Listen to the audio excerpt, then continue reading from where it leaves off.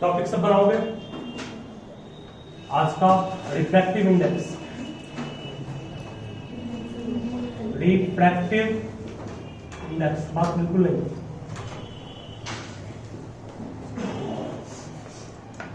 Refractive index को दिखाते हैं जिस सिंबल से, वो सिंबल है म्यू, या इसी को हम लोग इस तरह दिखाते हैं म्यू से, म्यू को म्यू EMU म्यू बोलते लिखते हैं ऐसे ही है। यहां पर MU क्या है? साइलेंट, ठीक है। म्यू में E साइलेंट, म्यू में E क्या है? साइलेंट। चलिए इसके बाद फिर रिफ्रैक्टिव इंडेक्स को मापते कैसे हैं, ध्यान रखिए। कहता है कि रिफ्रैक्टिव इंडेक्स पहले किस चीज को मापता है, किस चीज पर काम करेंगे, लेकिन रिफ्रैक्टिव इंडेक्स का डिफिनेशन क्या है, ध्यान रखिए। Refractive index of a medium, किसी एक मीडियम का रिफ्रैक्टिव इंडेक्स अगर निकालना है तो आपको क्या क्या करना पड़ेगा? Speed of light in air या वैक्यूम से डिवाइड करना है किसको? Speed of light in that medium. जिस मीडियम का रिफ्रैक्टिव इंडेक्स तुमको निकालना है, उस मीडियम का रिफ्रैक्टिव इंडेक्स से भाग देना है किसमें? Speed of light in air या वैक्यूम में, ठीक है। जिसे मान लिया जाए, इसको हम लोग शॉर्ट में क्या कहेंगे? म्यू एम का दिए। म्यू एम क्या होगी? Refractive index of a medium. ऊपर में कुछ नहीं, मतलब क्या होता है? एयर या क्या? वैक्यूम। मतलब बोलो ये एब्सोल्यूट है, रिलेटिव है? एब्सोल्यूट मतलब ये फॉर्मूला जो दिखा रहे हैं वो फॉर्मूला किसका है? एब्सोल्यूट रिफ्रैक्टिव इंडेक्स का, ठीक है। मतलब ये फॉर्मूला जो आपको हम पढ़ाने जा रहे हैं वो किस टाइप के रिफ्रैक्टिव इंडेक्स का है, तो कहोगे सर ये एब्सोल्यूट रिफ्रैक्टिव इंडेक्स का है। तो कल आपको हम पढ़ाए थे एब्सोल्यूट और रिलेटिव क्या होता है। एब्सोल्यूट रिफ्रैक्टिव इंडेक्स तब यूज करते हैं जब लाइट एयर से या वैक्यूम से किसी मीडियम में जाता है। यहाँ लाइट, यहाँ ऊपर में कुछ नहीं, मतलब लाइट कहां से इंटर किया है? ऊपर में कुछ नहीं, मतलब लाइट इंटर किया एयर से या वैक्यूम से, ठीक है। ऊपर कुछ नहीं है, मैं समझ जाए यहाँ एयर है या फिर क्या वैक्यूम है। ऊपर लिखा हुआ रहेगा तब समझना है। मान रहा था W mu G, W mu relative है या एब्सोल्यूट है? रिलेटिव। तो वाटर से ग्लास में गया, ये दिखा रहा वाटर से ग्लास में गया, मींस वाटर में इंसिडेंट रहे, ग्लास में कौन रहे? रिफ्रैक्टेड रहे, ठीक है। कुछ लिखा हुआ नहीं है, समझ जाओ वो एयर है। एयर जब भी आए ग्लास में उसको मानना है एब्सोल्यूट है। बट जनरली लिखा रहा है refractive index of a medium, तो मीडियम को वाटर रहता तो क्या होता? W। ग्लास रहता तो क्या होता? म्यू G, है ना। मतलब जैसे जैसे चेंज करेगा मीडियम वैसे वैसे आपको इसका यूज करना है सिंबल का। तो म्यू M मतलब क्या हो गया? Refractive index of a medium is defined as the ratio of speed of light in air को दिखाते हैं C नॉट से। C नॉट मतलब क्या होगा? Speed of light in air, C naught या V नॉट, ठीक है। To that of what? Speed of light in medium. Short में इसको लिखेंगे हम लोग क्या? CO by CM, या बहुत सारे बुक में इसी को CO by CM को लिखता है क्या? VO by V। ये भी सही। Means speed of light in air को CO दिखाते हैं, means speed of light in air को शॉर्ट में CO कहते हैं, और speed of light in medium को शॉर्ट में CM कहते हैं या VO BM कहते हैं, ठीक है। बोलो ये रिफ्रैक्टिव इंडेक्स का फॉर्मूला किसका है? ये आपका एब्सोल्यूट का, रिलेटिव का इसके बाद का है, ठीक है। चलिए मतलब यहां पर पूछने मतलब क्या? लाइट कहां से इंटर किया है? एयर से किया है या वैक्यूम से किया? अब सवाल यह है कि अगर रिलेटिव रहेगा तो क्या यूज करेंगे। एक तो रिफ्रैक्टिव इंडेक्स का फॉर्मूला ये है, कल आपको हम पढ़ाए थे, ये हुआ स्पीड वाले केस में। स्पीड के अलावा अगर बात हो दूसरा एंगल वाले केस में तो पढ़ाए थे आपको refractive index of medium 2 with respect to medium 1। क्या पढ़ते हैं इसको पढ़ेंगे हम लोग refractive index of medium 2 with respect to what? Medium 1। जो ऊपर है ना वो ऊपर इंडिकेट कर रहा है क्या? लाइट इंटर इसमें किया है, और जो नीचे वो इंडिकेट करता है लाइट रिफ्रैक्ट उसमें किया है। मींस 1 से 2 में गया, 1 में इंसिडेंट रहे, 2 में कौन रहे? रिफ्रैक्टेड रहे। 1 में इंसिडेंट रहे, 2 में कौन रहे? रिफ्रैक्टेड रहे, ठीक है। 1 म्यू 2 ठीक है, इसको तोड़ने का तरीका है, ट्रिक मान लीजिए इसको आप 1 μ2 को लिखते हैं μ2 बाय μ1। बोलो अभी ये क्या था, रिलेटिव था, अब क्या बन गया ये एब्सोल्यूट कर, इसमें ऊपर कुछ नहीं मतलब एयर है ना, यहाँ कुछ मतलब एयर है ना। जब भी आपके पास रिलेटिव हो तो पहले उसको इस ट्रिक से आप तोड़ोगे किसमें, एब्सोल्यूट। 1 μ2 तो क्या हो गया μ2 बाय μ1, उलट देना इसको, 1 μ2 क्या कहेंगे μ2 बाय μ1। मींस आपके पास सपोज कितनी रखता हूं g μ w एब्सोल्यूट रिलेटिव, तो तुम इसको सिंपली में क्या कहोगे μ w बाय μg, ठीक है, ध्यान रहेगा। 1 μ2 अगर आपके पास रिलेटिव है तो पढ़ेंगे क्या इसको, रिलेटिव रिफ्रैक्टिव इंडेक्स या simply refractive index of medium 2 with respect to 1। जो ऊपर है वो रेस्पेक्ट के बाद आएगा, जो ऊपर है वो रेस्पेक्ट के बाद आएगा। क्या पढ़ेंगे इसको, refractive index of water with respect to glass, ठीक है।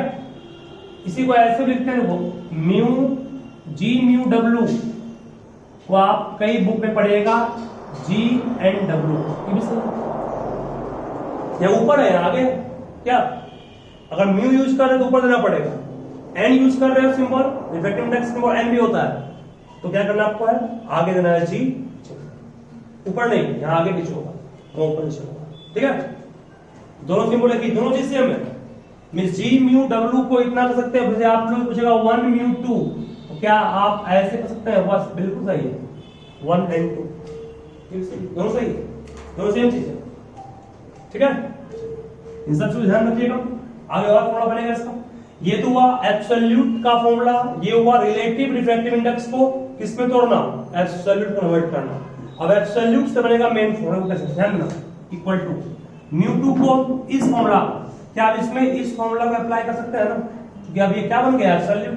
बोलो इसको इस फॉर्मूला से क्या कहोगे, C0 बाय कितना C2 नहीं कहोगे, जब m था तो m आया ना, जब 2 है तो क्या आएगा बाय, नीचे में क्या आएगा C0 बाय नहीं आएगा, 1 है C0 बाय C1, 2 था C0 बाय, ये कांस्टेंट है ऑलवेज हमेशा रहेगा, ये नॉट ये कटेगा, बिल्कुल कटेगा, कौन C0 C0 कट जाएगा, वो ऊपर जाएगा क्या बचेगा ये C1 बाय C2।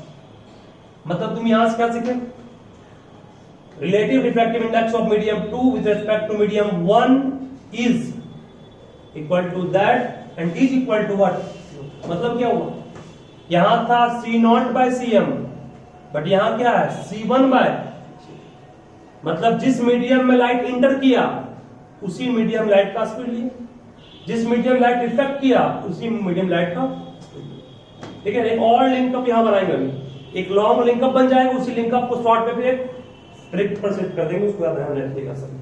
चलिए तो हाथ को गया आंसर, उसके बाद फिर लेना स्पीड ऑफ लाइट है ये, speed of light in medium 1 पढ़ेंगे, इसको speed of light in medium 2 कहेंगे। कई बुक में V1 यूज करता है, V2 दोनों सही है, C1 C2 भी सही है, V1 V2 भी सही है, V0 भी सही है, C0 भी सही है, VM भी सही है, CM भी सही, दोनों सही है। चलिए अब यह स्पीड है, क्लास 9 में पढ़े होंगे आप लोग, याद होगा हमारे ख्याल से, तो डिस्टेंस इक्वल टू फॉर्मूला क्या पढ़े हो, डिस्टेंस इक्वल टू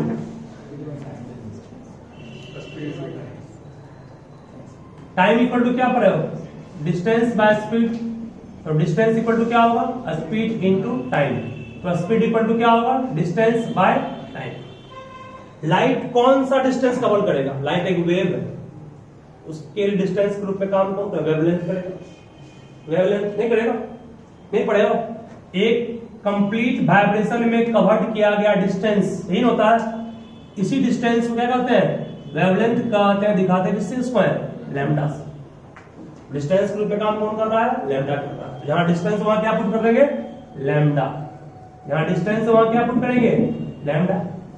टाइम, और यहां टाइम नहीं, यहां क्या टाइम पीरियड होगा ना, एक कंप्लीट वाइब्रेशन या एक कंप्लीट ऑसिलेशन पूरा करने में लिया गया समय को क्या कहते हैं टाइम पीरियड कहते हैं, कि टाइम कहते हैं। तो स्मॉल टी को कैपिटल टी कर, और स्पीड को दिखाते किससे हैं v से। बोलो जहां पर v है वहां आप लोग क्या पुट कर सकते लैम्डा बाय टी, और लैम्डा बाय टी में 1 बाय टी, बोलो 1 बाय टी है, ये 1 बाय टी क्या कहोगे फ्रीक्वेंसी कहेंगे, इसका मतलब ये हुआ कि वेलोसिटी को आप लैम्डा इंटू एफ कहेंगे। और एक चीज को एकदम ध्यान रखिए, नोट कर लो कहीं पर भी, कि जब लाइट एक मीडियम से दूसरे मीडियम में जाता है तो उसका फ्रीक्वेंसी कभी चेंज नहीं करता है। Means frequency of A light remains constant, remains same. Frequency of light does not depends on what, does not depends on nature of light का मीडियम कुछ भी हो, रेड कलर एयर में चले या वैक्यूम में चले या ग्लास में, डायमंड में, उसकी फ्रीक्वेंसी वही की वही रहेगी, वो चेंज कभी नहीं करेगी। वही लिखा है frequency of A light does not depend on what medium. जब फ्रीक्वेंसी मीडियम पर डिपेंड नहीं करता है, फ्रीक्वेंसी इस केस में वही होगा और इस केस में वही होगा, बट लैम्डा डिपेंड करता है ना, लैम्डा चेंज करेगा। तो लैम्डा C1 को क्या कहेंगे, V1 मतलब क्या है, C यानी, अरे V को C नहीं कहेंगे, तो बोलो C1 को क्या कहेंगे, lambda 1 into F by lambda 2 into F नहीं होगा। जब C1 हो गया तो लैम्डा 1 हो गया, जब C2 था लैम्डा 2। फ्रीक्वेंसी में एफ क्यों लिखे, क्योंकि फ्रीक्वेंसी कांस्टेंट है, ठीक है। लाइट का फ्रीक्वेंसी मीडियम पर डिपेंड नहीं करता। एफ कट गया, एफ कट गया। अब ये बना सीक्वेंस आपका मेन, देयरफॉर लास्ट सीक्वेंस क्या बना, कंप्लीट, जिसको हम अंडर ब्रैकेट पुट करेंगे, वो याद रखना पड़ेगा। सिखाएं कैसे कि 1 mu 2 relative refractive index of medium 2 with respect medium 1 पढ़ेंगे इसको पहले तोड़ा है किसमें, पहले तोड़ा है किसमें, इसको है एब्सोल्यूट में, था रिलेटिव। जब तक एब्सोल्यूट नहीं तोड़ोगे बनेगा ही क्वेश्चन नहीं वो, ठीक है। और उसके बाद फिर इसी को क्या कहेंगे हम लोग, C1 बाय C2, और इसी को क्या कहेंगे, लैम्डा 1 बाय लैम्डा। सही है, ठीक है ना। ये सीक्वेंस हम याद रखिए, सुन बढ़िया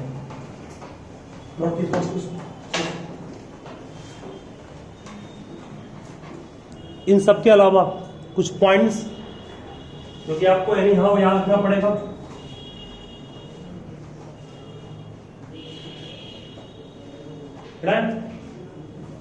कुछ पॉइंट्स दिखा रहे हैं जिसको आपको एनी हाउ याद रखना पड़ेगा, ठीक है। ये रिलेशन जो लिखा है उसको हम याद रखो हमेशा के लिए, कहीं भी आपको यूज करना पड़ेगा इसको, ध्यान देना। मैं आपसे पूछेगा रिफ्रैक्टिव इंडेक्स का यूनिट क्या होगा, क्या बोलोगे, यूनिटलेस क्वांटिटी। यूनिटलेस क्यों है, क्योंकि ऊपर भी स्पीड नीचे भी स्पीड। तुम लोग यहाँ पे refractive index is RI is a unitless quantity, पहला बात तो ये हो गया। दूसरा पॉइंट इसमें आएगा, रिफ्रैक्टिव इंडेक्स का मान जो होगा किसी मीडियम का, बोलिए कौन refractive index, absolute, relative. Absolute है, एब्सोल्यूट में क्या बोले आपको, ऊपर में एयर रहेगा या कुछ नहीं रहेगा या वैक्यूम रहेगा, तो उसका मान हमेशा जान लो या तो 1 होगा या 1 से क्या होगा, बड़ा होगा, 1 से छोटा कभी भी नहीं होगा, ठीक है। मिस एब्सोल्यूट रिफ्रैक्टिव इंडेक्स का वैल्यू हमेशा 1 या 1 से बड़ा होगा, याद रहेगा ना। Means absolute refractive index is either more than और इक्वल टू 1, ये इसका मतलब हुआ। उसके बाद है फिर रिलेटिव रिफ्रैक्टिव इंडेक्स जो होगा, रिलेटिव रिफ्रैक्टिव इंडेक्स 1 म्यू 2 कर दिए इसको, ये क्या हो गया, ये हो गया रिलेटिव हो गया। इसका मान या तो 1 होगा, 1 से बड़ा होगा, या 1 से क्या होगा, छोटा होगा। 1 से बड़ा होगा या 1 से क्या होगा, छोटा होगा। एब्सोल्यूट का मान या तो 1 या 1 से बड़ा, लेकिन रिलेटिव का मान 1 भी हो सकता है, 1 से बड़ा हो सकता है, 1 से छोटा भी हो सकता है। मतलब ये क्या बोले आपको हम, relative refractive index is more than और लेस देन 1।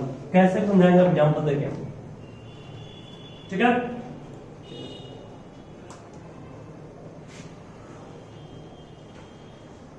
और रिफ्रैक्टिव इंडेक्स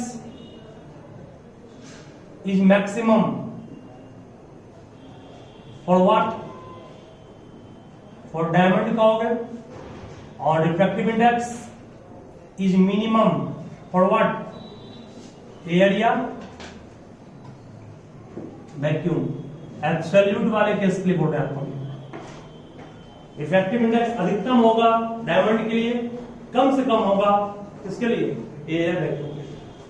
ठीक है बेटा, इसको एकदम यहां तक अच्छे से कंप्लीट रखिए, फिर आगे ध्यान देना कैसे एक से बड़ा हो सकता है, एक से कम, उसका एग्जांपल देगा आपको। मान लिया जाए सबसे पहले तो हम याद इसको करना पड़ेगा, लर्न इट, इसको याद करना है। ठीक है, 10th में पढ़े उसको फिर लिखा रहे हैं। Refractive index of vacuum, vacuum हो गया एग्जैक्टली 1 बोलोगे। रिफ्रैक्टिव इंडेक्स ऑफ एयर 1.008 होता है, लगभग वही मानते हैं इसको हम लोग, न्यूमेरिकली वही मानना एग्जाम में। ठीक है, रिफ्रैक्टिव इंडेक्स ऑफ वाटर 4/3, जिसको 1.33 कहोगे। रिफ्रैक्टिव इंडेक्स ऑफ ग्लास म्यूजी हो गया, ये 1/3/2 होता है, जिसको आप 1.5 कहिएगा। रिफ्रैक्टिव इंडेक्स ऑफ डायमंड 2.42 होता है। ठीक है, याद रहेगा ना। अब इसी से हम लोग एग्जांपल देंगे आपको, हम पूछेंगे मान लिया जाए W म्यू G का मान क्या होगा, what is the value of W mu G, बोलो ये तो याद करना आपको, नहीं आओ ये सब एब्सोल्यूट रिलेटिव, ये सब एब्सोल्यूट है, ऊपर कुछ हवा है सब। ठीक है, यानी कि all of them are absolute for absolute refractive index. Relative की बात कर रहा हूं, W म्यू G रिलेटिव है, तो पहले इसको तोड़ेंगे लोग किसमें, एब्सोल्यूट में, तब ना बनेगा ये। तो इसको तोड़ने का ट्रिक दिखा है ना, 1 म्यू 2 क्या पढ़ाए थे, म्यू 2 बाय व्हाट, म्यू 1, सही नहीं है, ये म्यू जी ऊपर आ गया, इसका मान ऊपर लिखा है कितना, पढ़िए, म्यू जी का मान 3/2, इसका मान 4/3, सॉल्व करेंगे कितना आएगा, 3 तिहाई 9/8, 9/8 का x बड़ा नहीं है,